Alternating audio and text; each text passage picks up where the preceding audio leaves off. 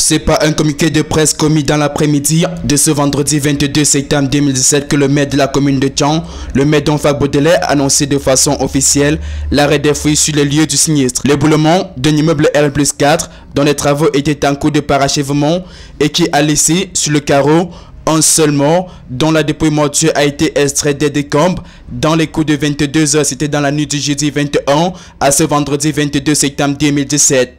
Le communiqué indique que dans la ville, aucune famille à la recherche d'un fils ou d'un membre disparu n'a encore été identifié, ce qui sème dès lors le doute au sujet des rumeurs qui ont sévi sur les lieux, faisant état de ce qu'un individu a émis un appel de l'intérieur de l'immeuble pour annoncer que 9 autres personnes restent coincées. Ceci ne serait qu'une fausse rumeur, puisque l'un des ouvriers qui a souhaité s'exprimer hors micro indique quant à lui que 6 des 7 employés qui y exerçaient n'étaient plus dans l'immeuble au moment du sinistre et que le malheureux a souhaité finir sa tâche quand ils lui ont annoncé les secousses de l'immeuble.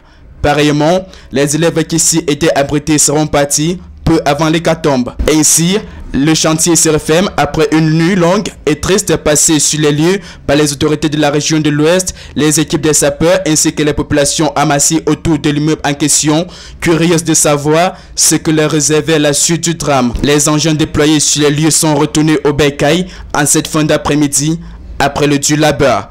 Ainsi sonne la fin du feuilleton.